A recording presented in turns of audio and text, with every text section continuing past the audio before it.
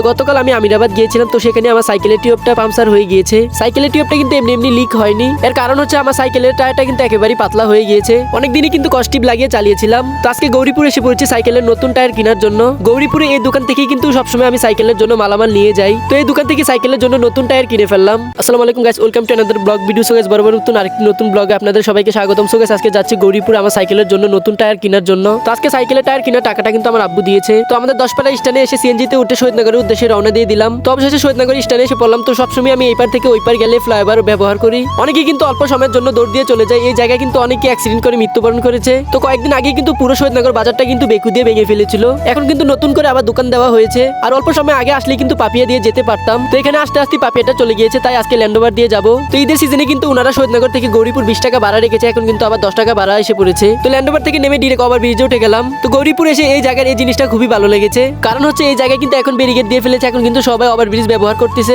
বাংলাদেশে যদি বলা হতো ডাস্টবিনে ময়লা না ফেললে 1 লাখ টাকা জরিমানা, তখন কিন্তু সবাই ডাস্টবিনে ময়লা ফেললোনি। এখন কিন্তু এই জায়গার অবস্থা এমনই হয়ে গিয়েছে। তো আজকে গৌরীপুরে যে জায়গা থেকে আমার সাইকেলের টায়ারটা কিনবো, এই জায়গাটা কিন্তু মুরেই। তো আমার কাছে কিন্তু ওনার নাম্বার ছিল, তার কারণে কিন্তু ওনাকে ফোন দিয়ে বলেছি যে কোন সময় দোকান খোলা থাকে। তো ওভার ব্রিজ থেকে নেমে ডিরেক্ট ওনার দোকানে এসে পড়লাম। তো ওনার দোকানে কিন্তু সাইকেলের যাবতীয় সব ধরনের মালামাল পাওয়া যায়। সো এই দোকানের নাম কিন্তু রাজ্জাক সাইকেল স্টোর। আপনারা কিন্তু চাইলে এখান থেকে মালামাল কিনতে পারবেন সাইকেলের। আর ওনার দোকানটা কিন্তু সিএনজি স্ট্যান্ডে একটু ভিতরে ডান পাশে। তো ওনার দোকান থেকে এই টায়ারটা কিনে নিলাম। তো টায়ারটা ভালো নি কমেন্টে জানিয়ে দিবেন। আর এই টায়ারটা কিন্তু উনি আমার কাছ থেকে 380 টাকা রেখেছে। তো টায়ার নিয়ে আবার ল্যান্ডওভারে উঠে গেলাম শহীদনগরের উদ্দেশ্যে। তো আজকে ওয়েদারটা কিন্তু আসলে অনেক সুন্দর ছিল। আগামীকাল রাতে কিন্তু অনেক বৃষ্টি হয়েছিল। বৃষ্টি হওয়ার কারণে কিন্তু এখন একটু গরমটা কম লাগে। তো শহীদনগরে এসে একটি অটোতে উঠে গেলাম আমাদের 10পাড়া যাওয়ার জন্য। তো আমি কিন্তু একটি ইউটিউব চ্যানেল খুলেছি, সেখানে কিন্তু সাবস্ক্রাইবার খুবই কম। তো আমার ভিউয়ার্সদের জন্য সাবস্ক্রাইবার করে আসার জন্য কৃতজ্ঞতা রইল। আর আমার ইউটিউব চ্যানেলের লিংক কিন্তু ফেসবুক এমনকি টিকটকে দেওয়া আছে। তো বাড়িতে এসে সাইকেলটাকে মিস্ত্রির দোকানে এনে ফেললাম সাইকেলের টায়ারটা চেঞ্জ করার জন্য এমনকি লিক মারার জন্য। তো উনি আবার অন্য কাজ করতেছে, তাই আমি নিজে নিজে সাইকেলের চাকাটা খুলে ফেললাম। তো উনি আবার অন্য গাড়ি ঠিক করতেছে, তাই ভাবলাম যে আমি সাইকেলের টায়ারটা চেঞ্জ করে ফেলি। তো প্রথমে সাইকেলের টিউবটাকে খুলে ফেললাম, তারপরে টায়ারটাকে খুলে ফেললাম। তো সাইকেল চালাতে গেলে টুকিটাকি কাম জানাই লাগে। তো গিয়ার সাইকেলের টায়ার কিন্তু লাগানো খুবই সহজ, অন্যান্য সাইকেলের টায়ার কিন্তু লাগাতে খুবই কষ্ট হয়। তারপর নতুন টায়ারটাকে রিং এর ভিতরে লাগিয়ে ফেললাম। তো আমার সাইকেলে যে টিউবটা লিক হয়েছে, তো সেই টিউবটা লিক মারার জন্য ওনার কাছে দিয়ে দিলাম। আর 10-20 বছর আগে যেভাবে সাইকেলে লিক মারানো হতো, উনি কিন্তু সেভাবে লিক মারছে। আলহামদুলিল্লাহ, অবশেষে কিন্তু সাইকেলের টিউব এবং টায়ার লাগানো হয়ে গিয়েছে। তো সাইকেল কিন্তু এখন ঠিক হয়ে গিয়েছে। আবার নতুন নতুন আপনারা সবসময় ব্লগ পাবেন।